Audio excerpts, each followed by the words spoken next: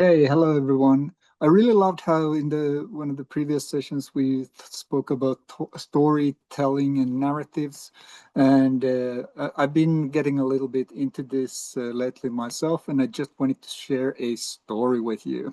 And this story is trying to give you uh, put your attention to a very basic social psychological idea, which is that the reality we observe depends on who we interact with.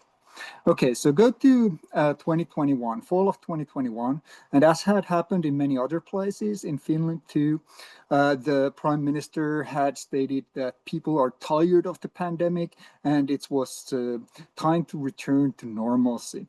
And back then, one of my roles was advising the government on the behavioral science aspects of the pandemic.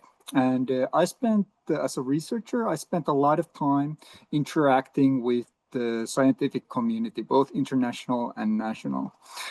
And based on this, I knew that the Delta variant was the strongest variant boss thus far and was already spreading in Finland, although, as we know, the uh, rise in the beginning of an exponential is very, very slow.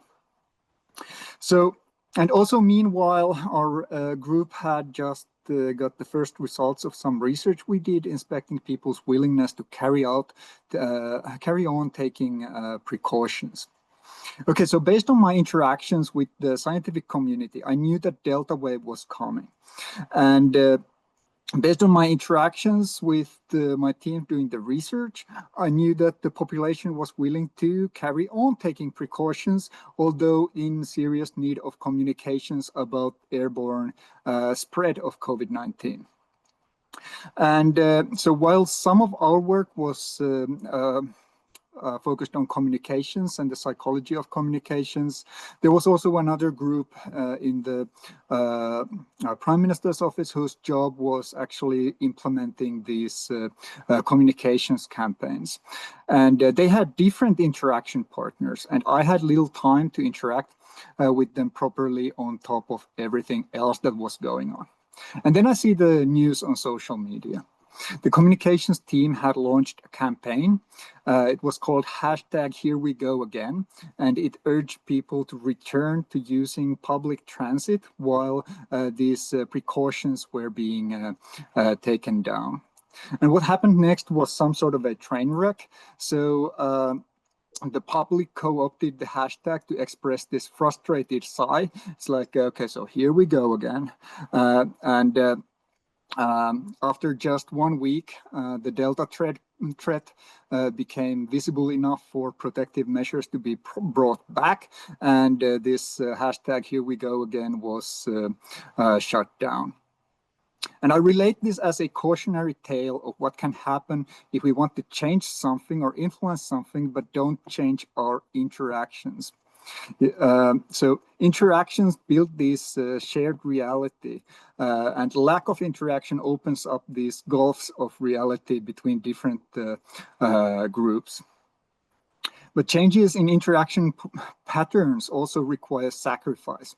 So humans have limited attention, limited time, and importantly, a limited capacity in how many people we can include in circles where the interaction is strong enough to build trust.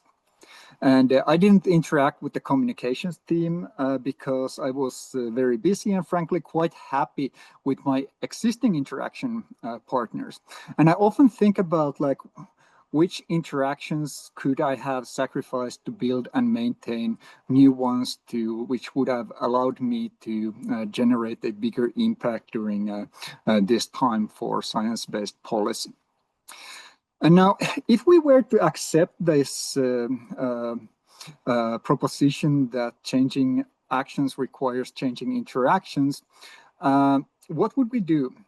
30 Would we seconds. be able to sacrifice to tone down some of our existing interactions to make room for new ones with the people we have encountered here?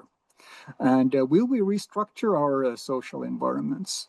Or will the people whose names will pop up, people whose names you see in notifications on your mobile phone screen, will they stay the same, or become different after this conference? And I'll leave you with this thought. Thank you.